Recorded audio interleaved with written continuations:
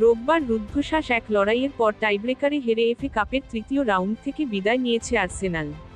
সেদিন ম্যাচের অনেকটা সময় 10 জনের ম্যানচেস্টার ইউনাইটেডকে পেয়েও শেষ পর্যন্ত জয়সূচক গোলটি আদায় করতে পারেনি এমিরেটসের ক্লাবটি। তবে ম্যাচের ফল ভিন্ন হতে পারত যদি আর্সেনাল ফরোয়ার্ড কাই হাভার্টজ একাধিক সহজ সুযোগ নষ্ট না করতেন। হাভার্টজ শুধু নির্ধারিত সময়ে ও অতিরিক্ত সময়ে নয়, দলকে সাহায্য করতে পারতেন টাইব্রেকারে পেনাল্টি শুটআউটেও। কিন্তু সেদিন তার ভাগ্যটাই যে ছিল খারাপ, ফলে কোনো কিছু শেষ পর্যন্ত পক্ষে থাকেনি। দুই দল মিলিয়ে টাইব্রেকারে হাভার্টজই শুধু পেনাল্টি মিস করেছিলেন, আর জার্মান তারকারা সেই মিসই দুই দলের মধ্যে পার্থক্য গড়ে দেয়।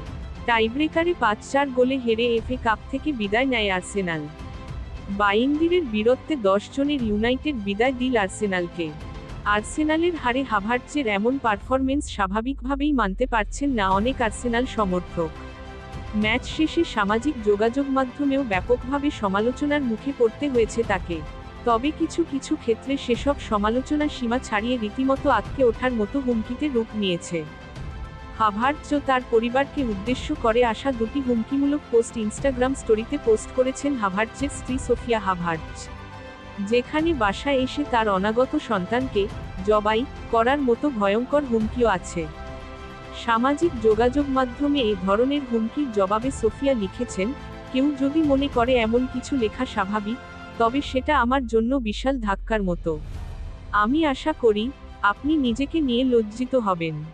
সবাই তাকে মেসি মনে করায় চাপে পড়ে গিয়েছিলেন চেলসির ফরোয়ার্ড। হাভার্টজের অনাগত সন্তানকে হত্যার হুমকি দিয়ে পোস্টটিতে লেখা ছিল, আমি তোমার ঘরে আসব এবং তোমার সন্তানকে জবাই করব। আমি কৌতুক করছি না, অপেক্ষা করো।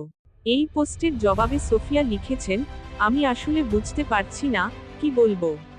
তবে দয়া করে মানুষকে আরও সম্মান দিতে শিখুন। আমরা এর চেয়ে ভালো। এদিকে সংবাদমাধ্যমগুলো জানিয়েছে, আর্সেনাল এই ঘটনার তদন্ত শুরু করেছে এবং দায়ী ব্যক্তিদের বিরুদ্ধে তারা শিগগিরই ব্যবস্থা নেবে।